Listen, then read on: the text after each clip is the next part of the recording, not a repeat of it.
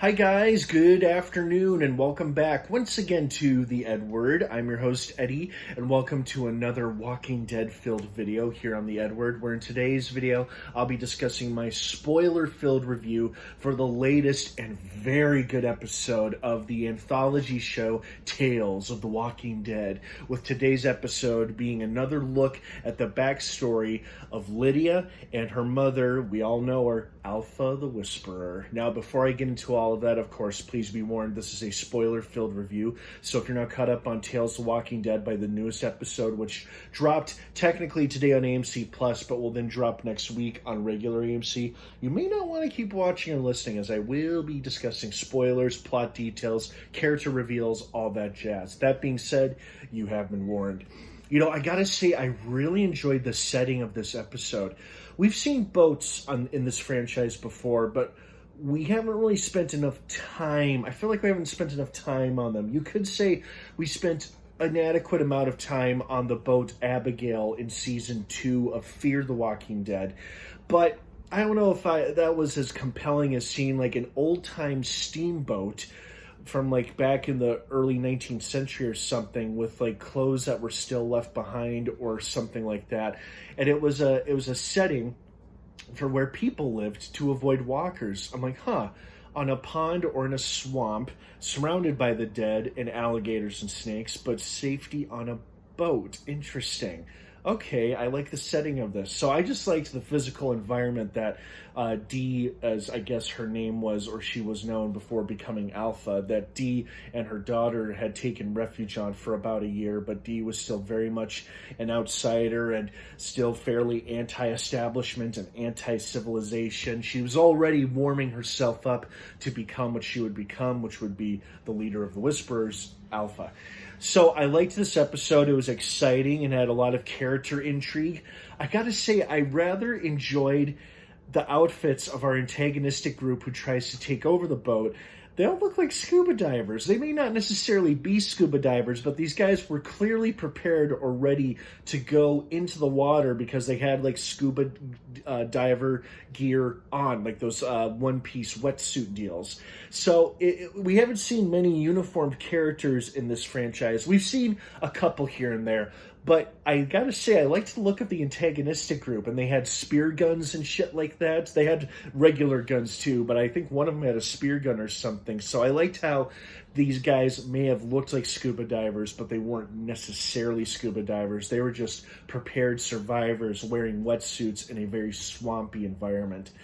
I liked how this episode was showing us, just confirmed to us, that Dee, as she was known before becoming Alpha, was already going down a dark path. Like, she was considering offing herself and her daughter when she thought her daughter wasn't strong enough to survive in this world, and perhaps she thought she couldn't protect her or teach her how to take care of herself. But all that changed with the arrival of our favorite scary group, the Whisperers, which I guess also revealed that Alpha didn't form this group. She was brought into the fold, and at some point probably turned against and obviously killed the leader, who was named Hera, who had long blonde hair, and obviously Alpha skinned her entire face and head, including her long blonde hair, and that is what she wore when she became Alpha. She wore Hera's face, or her head skin, over her own face. I wish we would have gotten to see a little bit more into the backstory of how Alpha took over the Whisperers and became the new leader, but I guess the reveal of showing Alpha speaking to the freshly skinned face mask of Hera was meant to reveal that this is who Alpha was narrating the story to the entire time. Because at first I'm like, who's she telling the story to? Are we going to get a surprise cutaway to Negan? Like, is she telling Negan the story? And is this episode that takes place during season 10 or something like that? But nope, she was just telling this to a lifeless face mask, literally. just telling Hera's face mask the story of her and Lydia's experiences on that boat and the other survivors they dealt with and whatnot. So it was pretty cool to see how Alpha did not actually form the Whisperers, but was brought into it, accepted by them, and ultimately became leader of the Whisperers up until what happens to her in season 10. Spoilers, by the way. But no, this was still a very solid backstory episode. Like, I absolutely enjoyed the Negan backstory episode we got as the season 10 finale about a year ago. That was super enjoyable, seeing what happened to him and his wife before and during the apocalypse, and how Negan came to be Negan. I loved how this episode showed us how Alpha came to be Alpha. The only issue I had with this episode, which was as good as it was gripping, great character stuff, it was exciting with action moments and some scary looking walkers. My only question was, when she and Lydia met Beta for the first time, was this before or after they were brought in by the Whisperers?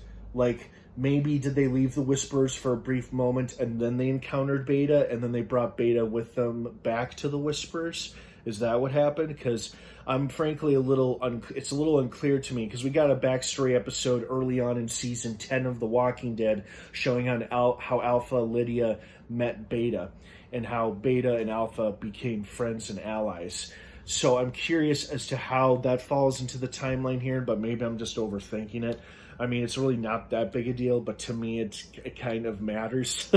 But overall, I still really liked this episode. Great chilling performance by Samantha Morton, as always. Great job to the lovely young actress who played a young Lydia. And everybody was great in their respective roles, too. I liked Brooke, the leader of the steamboat. I liked Billy, the bartender / leader of the group of bad guys who wanted to take over the boat. You know, everybody was very great in what they did. So, good episode overall. I hope you guys enjoyed this episode as much as I did. What did you think of it? I'd love to hear your thoughts and feelings on it. Thank you so much for watching. Have an awesome rest of your Sunday and your weekend overall. This episode is now streaming on AMC Plus for your enjoyment, and then it drops next week on regular AMC as well. Have an awesome rest of your day, everybody. Thanks for watching, and of course, until next time, may the Force be with you.